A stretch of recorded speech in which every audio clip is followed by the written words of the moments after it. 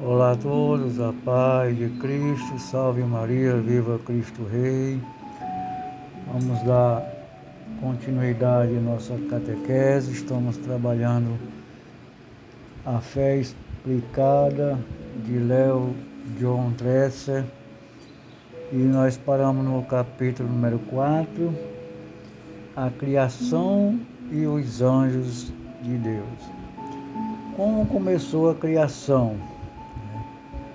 Em nome do Pai, do Filho e do Espírito Santo. Amém. Vinde, Espírito Santo, enchei os corações de vossos fiéis, acendei neles o fogo do vosso amor. Enviai o vosso Espírito, e tudo será criado, e renovareis a face da terra. Oremos.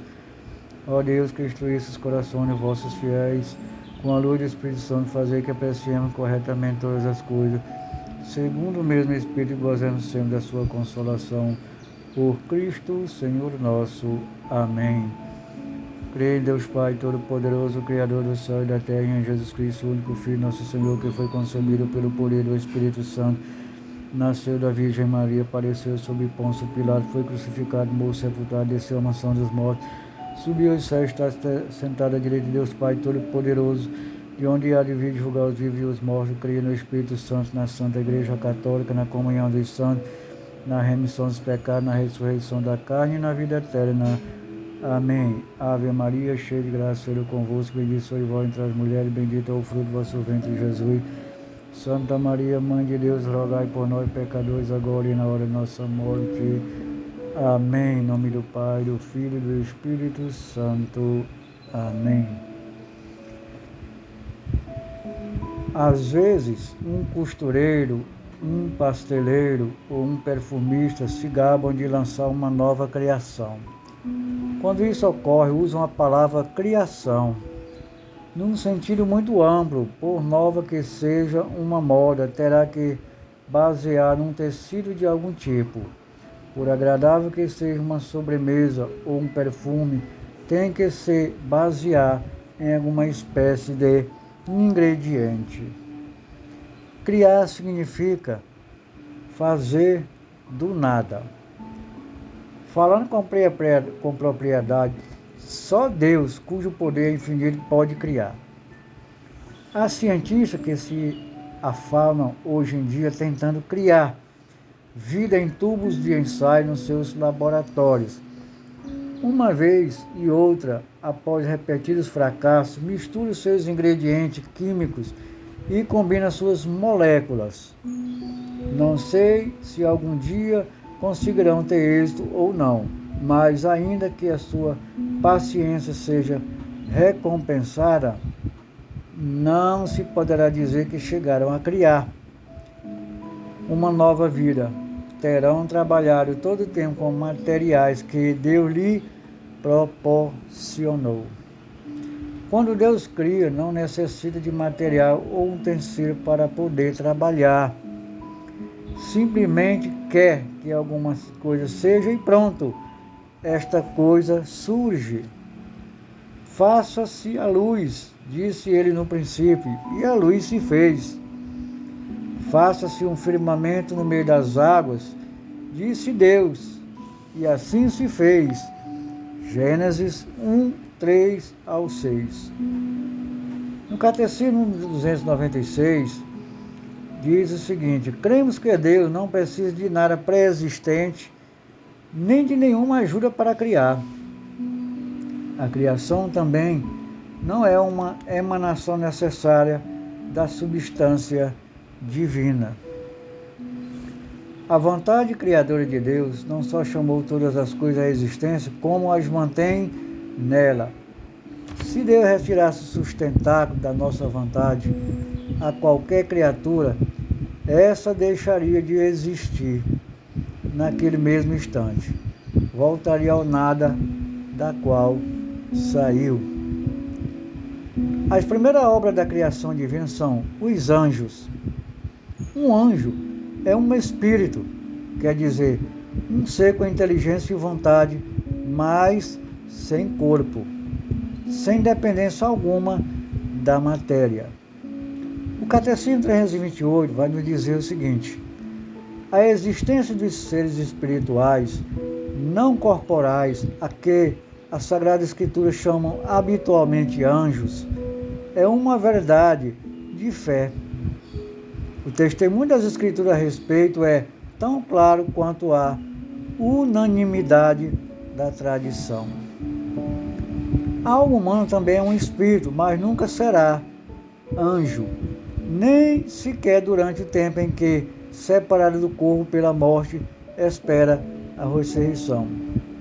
A alma foi feita para estar unida a um corpo físico. Dizemos que tem afinidade para um corpo. Uma pessoa humana, composta de alma e corpo, será incompleta sem corpo. Falaremos mais extensamente disso quando trataremos da ressurreição da carne. Mas, de momento, queremos apenas salientar o fato de que um anjo sem corpo é uma pessoa incompleta, é uma pessoa completa, e que o anjo é muito superior ao ser humano. Na literatura e no cinema existem muitas histórias sobre habitantes de outros planetas, geralmente representados como mais inteligentes e poderosos que nós, pobres mortais ligados à Terra. Mas nem a mais engenhoso dos escritores de ficção científica poderá fazer justiça à beleza deslumbrante, à inteligência poderosa e ao formidável poder de um anjo. Se isso é assim na ordem inferior das hostes celestiais, na ordem dos anjos propriamente chamados assim, que não dizer das ordens ascendentes de espíritos puros que se encontram acima dos anjos. Na Sagrada Escritura, enumera-se os arcanjos, os principados, os potestades, as potestades, as virtudes, as dominações, os tronos, os querubins e os serafins.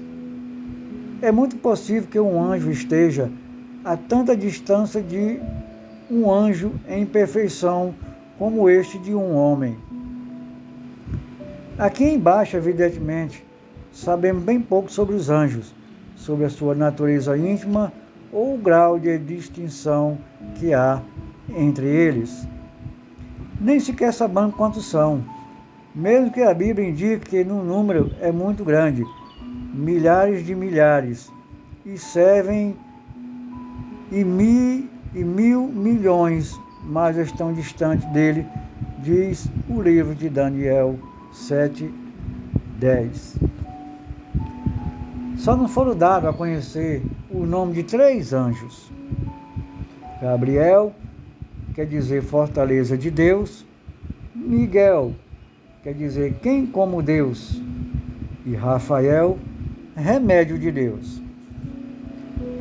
É como se Deus se tivesse contentado com deixar-nos vislumbres apenas a magnificência e as maravilhas que nos aguardam no mundo para além do tempo e do espaço. Como as linhas de perspectiva de um quadro conduzem a atenção para um assunto central, assim os coros ascendentes dos espíritos puros levam irresistivelmente a nossa atenção para a suprema majestade de Deus, de um Deus cuja infinita perfeição é incomensuravelmente superior à do mais excelso dos serafins. E recordando que não estamos falando de um mundo de fantasia e imaginação, é um mundo muito mais real que todos os planetas de todas as galáxias, mais substancial que o chão que pisamos. Mas o melhor de tudo é que podemos ir para esse mundo sem a ajuda de naves interplanetárias. É um mundo para o qual iremos, se quisermos. Quando Deus criou os anjos, dotou cada um de uma vontade, que o faz supremamente livre. Sabemos que para se alcançar o céu é necessário amar a Deus, e pelos seus atos de amor a Deus, que um espírito, seja anjo ou alma humana, fica habilitado a ir para o céu. E este amor tem que ser provado pelo único modo como o amor pode ser provado: pela livre e voluntária submissão da vontade criada por Deus, por aquilo que chamamos comumente ato de obediência, ou um ato de lealdade. Deus dotou o anjo de livre-arbítrio para que fossem capazes de fazer o seu ato de amor por ele, de escolhê-lo. Só depois é que o veriam face a face. Só então poderiam entrar nessa união eterna com ele, a que chamamos céu. Deus não nos deu a conhecer a espécie de prova a que submeteu os anjos. Muitos teólogos pensam que deu aos anjos uma visão prévia de Jesus Cristo, o Redentor da raça humana, e lhes mandou que o adorassem. Jesus Cristo, em todas as suas humilhações, uma criança no estábulo, um criminoso na cruz. Segundo esta teoria, alguns anjos se teriam rebelado ante a perspectiva de terem que adorar ao Deus encarnado. Consciente da sua própria magnificência espiritual, da sua beleza e dignidade, não quiseram fazer o ato de submissão que a adoração a Jesus Cristo lhe pedia. Sob a chefia de um dos anjos mais adotados, Lucifer, que quer dizer portador de luz, o pecado de orgulho afastou de muitos anjos, e o terrível grito "não servirei" percorreu o céu. O Catecismo 392 vai nos dizer o seguinte: a Escritura fala-nos de um pecado desses anjos. Esta queda consiste na opção livre desses espíritos criados que rejeitaram radical e irrevogavelmente a Deus e a seu reino. Temos um reflexo desta rebelião nas palavras do tentador ditas aos nossos primeiros pais: e vós sereis como deuses. Gênesis 3,15. O diabo é pecador desde o princípio. 1 João 3,8. Pai da mentira. João 8,44. E assim começou o inferno, porque o inferno é essencialmente a rebelião de um espírito que se separa de Deus. Quando a raça humana pecou na pessoa de Adão, Deus ofereceu ao gênero humano uma segunda oportunidade, mas não houve segunda oportunidade para os anjos rebeldes.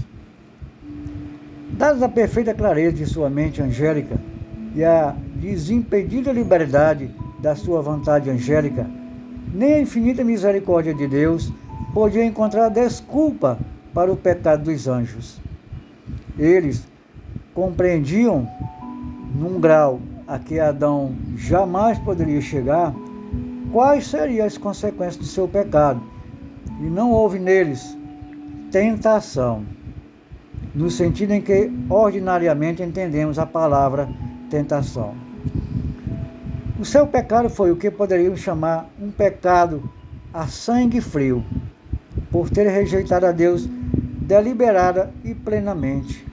As suas vontades permaneceram fixas contra Deus, fixas para sempre. Neles não é possível arrependimento, pois não querem arrepender-se. Fizeram a sua escolha por toda a eternidade.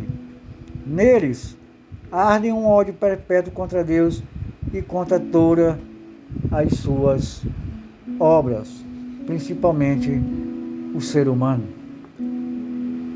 Não sabemos quantos anjos pecaram. Deus não quis informar-nos acerca disso.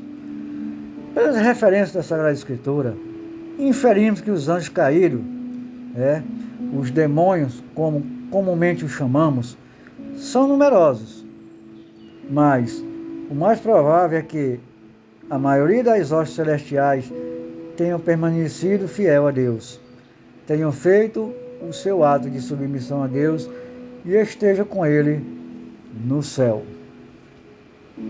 Frequentemente, chama-se Satanás ao demônio. É uma palavra hebraica que significa adversário. Os diabos são, claro, os adversários, os inimigos dos homens. No seu ódio inextinguível a Deus, é natural que odeie também a sua criatura, o homem. O seu ódio torna-se ainda mais compreensível à luz da crença de que Deus criou os homens precisamente para substituir os anjos que pecaram, para preencher o vazio que deixaram com a sua rebelião. Ao pecarem, os anjos rebeldes não perderam nenhum dos seus dons naturais. O diabo possui uma acuidade intelectual, um poder sobre a natureza incomparavelmente superior às dos seres humanos. Toda a sua inteligência e todo o seu poder concentram-se agora em afastar do céu as almas a ele destinadas. Os seus esforços encaminham-se agora incansavelmente no sentido de arrastar o homem a seu mesmo caminho de rebelião contra Deus. Em consequência, dizemos que os demônios nos tentam ao pecado. Não conhecemos o limite exato do seu poder. Ignoramos até que ponto pode influir sobre a natureza humana, até que ponto podem dirigir o curso normal dos acontecimentos para induzir-nos à tentação, para levar-nos ao ponto em que devemos decidir entre a vontade de Deus e a nossa vontade pessoal. Mas sabemos que o demônio nunca poderá forçar-nos a pecar. Não pode destruir a nossa liberdade de escolha. Não pode, pois, assim dizer, forçar-nos a um sim, quando realmente queremos dizer não. Mas é um adversário a quem é muito saudável temer. O demônio é real? Eis uma pergunta contundente. Alguém disse que o mais encarniçado dos pecadores dedica mais tempo ao fazer coisas boas ou indiferente do que coisas más. Em outras palavras, que sempre há alguém bem, mesmo no pior dos homens. Há algum bem, mesmo no pior dos homens. É isto que torna tão difícil compreender a real natureza dos demônios. Os anjos caídos são espíritos puros sem corpo. São absolutamente imateriais.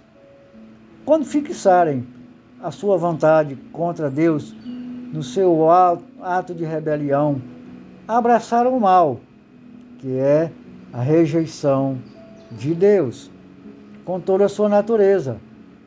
Um demônio é 100% mal. Não existe este demôniozinho mais ou menos mal, não. É 100% mal, 100% ódio, sem que se possa achar um mínimo resto de bem em parte alguma do seu ser. A inevitável e constante convivência da alma com estes espíritos, cuja maldade, sem paliativos, é uma força viva e ativa, não será o menor dos horrores do inferno. Nesta vida, sentimos desgosto, mal-estar, quando encontramos alguma manifestamente depravado. Com dificuldade suportaremos, pois a ideia do que será está agrilhoado por toda a eternidade a maldade viva e absoluta, cuja força de ação ultrapassa incomensuravelmente a do homem mais corrompido. Dificilmente suportaremos pensar nisso, mas devemos fazê-lo de vez em quando. O nosso grande perigo aqui na Terra é esquecer que o demônio é uma força viva e atuante. Mais perigoso ainda é deixarmos-nos fluir por soberba intelectual dos incrédulos. Se nos dedicarmos a ler livros científicos e a escutar especialistas que prontificam que o diabo é uma superstição medieval, há muito superada, insensivelmente acabaríamos por pensar que se trata de uma figura retórica, de um símbolo abstrato do mal, sem substância real. Seria um erro fatal. Nada convém mais ao diabo do que esquecermos-nos dele ou não lhe prestarmos atenção e, principalmente, não acreditarmos nele. Nada convém mais ao diabo do que esquecermos dele ou não lhe prestamos atenção e, principalmente, não acreditarmos nele. O inimigo de cuja presença não suspeitamos que pode atacar emboscado é duplamente perigoso. As possibilidades de vitória de um inimigo aumentam em proporção à cegueira ou inadvertência da vítima. O que Deus fez, não desfez, não desfaz. O que Deus dá, não tira. Ele deu aos anjos inteligência e poder de ordem superior e não os revoga, nem mesmo no caso dos anjos rebeldes. Se um simples ser humano pode induzir-nos a pecar, se um companheiro pode dizer: vem cá, José, vamos sair na farra esta noite. Se uma vizinha pode dizer: por que você não experimenta tal e tal método anticoncepcional, Rosa? Você também tem direito de descansar e de não ter mais filhos por algum tempo. O demônio pode dizê-lo com muito mais poder de convicção, colocando-nos perante tentações sutis e muito menos claras. Mas não pode fazer-nos pecar. Não há poder na terra ou no inferno que nos possa obrigar a pecar. Sempre temos o nosso livre-arbítrio. Sempre nos fica a capacidade de escolher. E essa decisão ninguém a pode impor-nos. José pode dizer não ao companheiro que lhe propôs a noite de farra. Rosa pode dizer não à vizinha que lhe recomendou o anticoncepcional. E todas as tentações que o demônio possa apresentar-nos no nosso caminho, por mais fortes que sejam, podem ser repelidas com a mesma firmeza. Não há pecado, a não ser que até que a nossa vontade se afaste de Deus e escolha um bem inferior em seu lugar. Ninguém jamais poderá dizer de verdade: pequei porque não pude evitá-lo. É evidente que nem todas as tentações vêm do diabo. Muitas vêm do mundo que nos rodeia, até de amigos e conhecidos, como no exemplo anterior. Outros procedem de forças inferiores, profundamente arraigadas em nós, a que chamamos paixões, forças imperfeitamente controladas e, com frequência, rebeldes, que são o resultado do pecado original. Mas seja qual for a origem da tentação, sabemos que, se quisermos, podemos dominá-la. Deus não pede a ninguém o impossível. Ele não nos pediria amor constante e lealdade absoluta se não fosse impossível dá-los. Então, devemos angustiar-nos ao assustar-nos porque virão tentações? Não. É precisamente vencendo a tentação que adquirimos méritos diante de Deus. Pelas tentações encontradas e vencidas, crescemos em santidade. Teria pouco mérito sermos bons se fosse fácil. Os grandes santos não foram homens e mulheres sem tentações.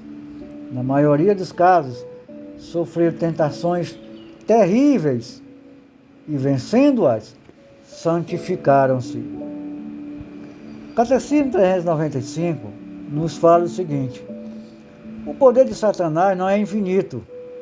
Ele não passa de uma criatura, poderosa por ser puro espírito, mas sempre criatura. Não é capaz de impedir a edificação do reino de Deus, embora atue no mundo por ódio contra Deus e o seu reino em Jesus Cristo. E embora a sua ação causa graves danos de natureza espiritual e, indiretamente, até a natureza física, a cada homem e à sociedade, esta ação é permitida pela divina providência, que, com vigor e doçura, dirige a história do homem e do mundo. A permissão divina da atividade diabólica é um grande mistério, mas nós sabemos que Deus coopera em tudo para o bem daqueles que o amam. Romanos 8, 28. É claro que não podemos vencer essas batalhas sozinhos. Temos de ter o auxílio de Deus para reforçar a nossa vontade enfraquecida. Sem mim, nada podeis fazer, diz-nos o Senhor. O seu auxílio, a sua graça, está à nossa disposição em abundância, ilimitada, se a desejarmos e se a procurarmos.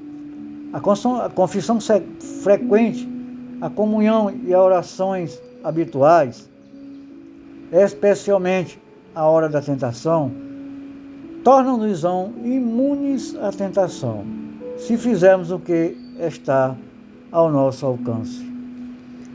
Mas não temos também o direito de esperar que Deus faça tudo. Se não evitarmos os perigos desnecessários, se na medida em que pudermos não evitarmos as circunstâncias, as pessoas, lugares ou coisas que possam induzir-nos à tentação, não estaremos cumprindo com a nossa parte. Se andamos buscando o perigo, ataremos as mãos de Deus. Afogaremos a graça na sua própria fonte. Às vezes dizemos de uma pessoa cujas ações são especialmente maldosas: deve estar possuída pelo demônio. A maioria das vezes, quando qualificamos alguém de possesso, não queremos ser literais, simplesmente indicamos um grau anormal de maldade. Mas a possessão diabólica existe, real e literalmente. Como mencionamos antes, desconhecemos a extensão total dos poderes do demônio sobre o universo criado, no qual se inclui a humanidade. Sabemos que nada pode existir sem que Deus o permita, mas também sabemos que Deus, ao realizar os seus planos para a criação, não totalmente nem aos anjos nem aos homens, nenhum dos poderes que concedeu originalmente. Em qualquer caso, tanto a Bíblia como a história, além da contínua experiência da Igreja, mostra com clareza meridiana que a possessão diabólica existe, ou seja, que o diabo penetra no corpo de uma pessoa e controla suas atividades físicas, as suas palavras, os seus movimentos e ações. Mas o diabo não pode controlar a alma. A liberdade da alma humana permanece inviolável. E nem todos os demônios do inferno juntos podem forçá-la. Na possessão diabólica, a pessoa perde o controle de suas ações físicas, que passam para um poder mais forte, o do demônio. O que o corpo faz, é o demônio que faz, não a pessoa. O demônio pode exercer outro tipo de influência, é a obsessão diabólica. Nela, mais do que inferior da pessoa, no interior da pessoa, o diabo ataca de fora. Pode agarrar um homem e derrubá-lo. Pode tirá-lo da cama, atormentá-lo com ruídos horríveis e manifestar-se de inúmeras formas. São João Batista Vianney, o amado cura d'artes, teve que sofrer muito por essa espécie de influência diabólica. Tanto a possessão diabólica como a obsessão raras vezes se encontram hoje em terras cristãs. É como se o sangue redentor de Cristo houvesse aprisionado o poder de Satã, mas não ainda frequentes em terras pagãs. Como muitas vezes testemunha os missionários, ainda que não tanto como antes do sacrifício redentor de Cristo. O rito religioso para expulsar um demônio de uma pessoa possessa ou obsessa chama-se exorcismo.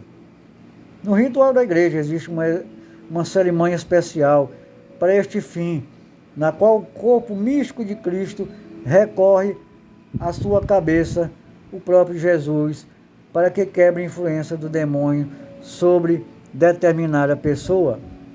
A função de exorcista é própria de todo sacerdote, mas só se pode exercê-la oficialmente com licença especial do bispo.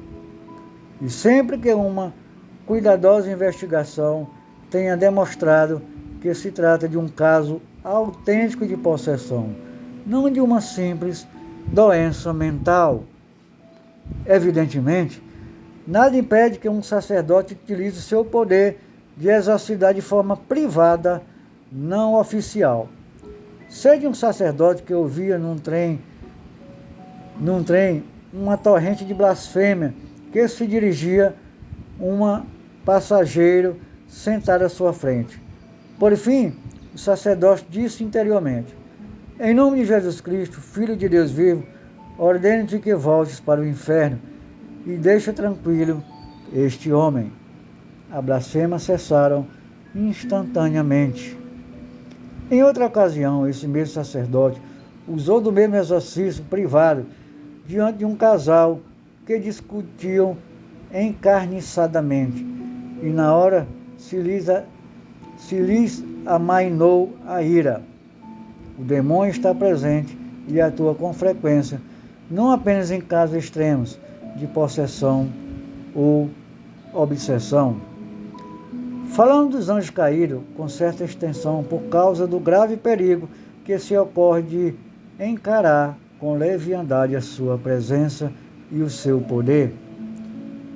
Que Deus nos defenda da cilada mais sutil do demônio, a de negar a sua existência por não estar na moda acreditar nele. Parece mais fácil e agradável acreditar na realidade dos anjos bons e no seu poder para o bem, que é, evidentemente, muito maior que a de Satanás para o mal. Os anjos que permanecem fiéis a Deus estão com ele no céu, em amor e adoração perpétuos. O que Deus o queira será também o nosso destino. A sua vontade é agora a de Deus. Os anjos, como a nossa Mãe Santa Maria, e os santos estão inteiramente interessados no nosso bem, em ver-nos no céu intercedem por nós e utilizam o poder angélico, cuja extensão também desconhecemos, para ajudar aqueles que querem e aceitam a sua ajuda.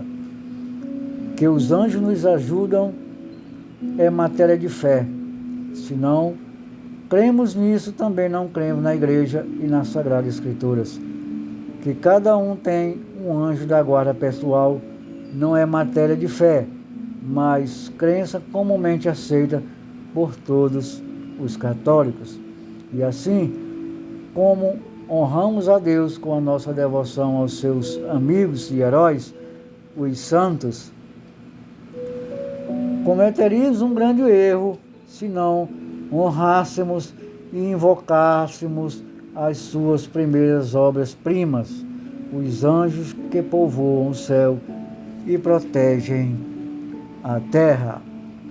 Muito bem, amados irmãos, terminamos este capítulo sobre a criação e os anjos. No próximo catequese, capítulo número 5, vamos ver a criação e a queda do homem. Ficamos por aqui, que Deus nos abençoe, salve Maria e viva Cristo Rei.